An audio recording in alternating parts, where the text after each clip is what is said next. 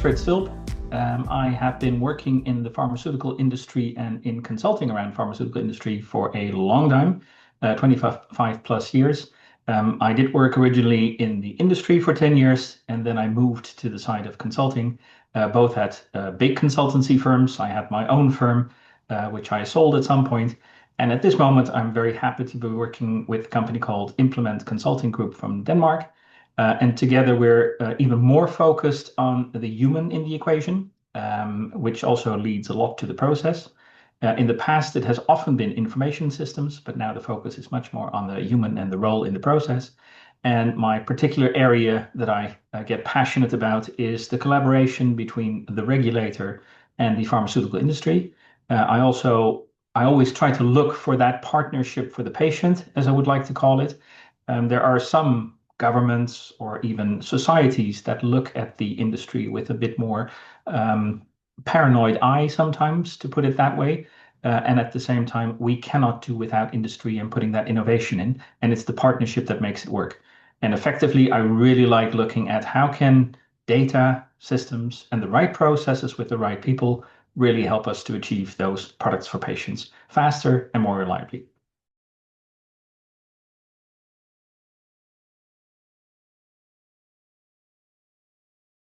So I'll take the question a bit more general because it's difficult for me to see what will be announced.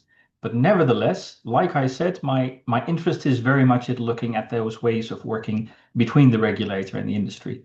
And one of the key developments that has been taking place over the last few years is something that comes from the so-called PRISM project from the US, which is a research collaboration project between industry and FDA. And they really look at the application of a cloud environment to work together. And that may sound like very boring and very technical, but actually putting such a secure place together where you can work on the dossier that you submit to the regulator to get your product on the market does change the ball game significantly. You could say the operating model between the industry and the regulator is changing thereby. Now, I'm a long-term believer in high quality data, standardized data.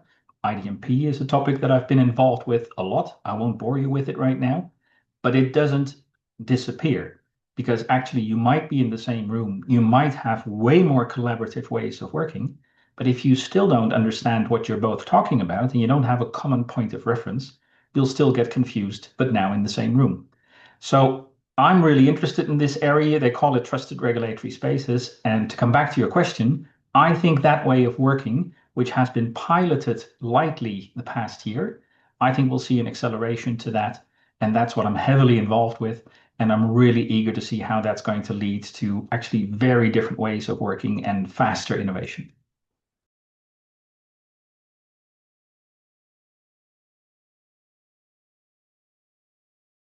Well, we can't do without this topic in any interview, I think, nowadays.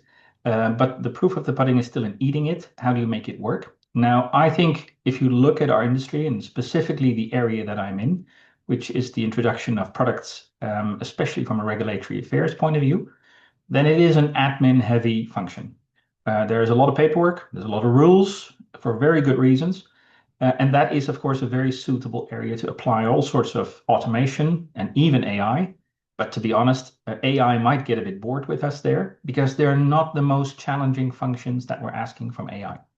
So I think it's way more interesting to look at the power of discovery. So where can AI actually look across big volumes of data, find trends, help researchers to find new things? But I am not going to pass up the opportunity of this question to come back to my favorite topic. And this trusted regulatory spaces thing is actually very actively looking at AI. And I think it's actually, for me, a key example where AI is giving results. So in some of those PRISM activities that I'm also involved with, you see where we're really seeking, can we help the person who is submitting relevant documents and data to the regulator and the assessor at the regulator to actually make those tables faster, to collect the data, but perhaps also to compare it, to see if there are any omissions. And you can sort of feel where I'm going. These are all sort of agent-like functions that you could ask AI.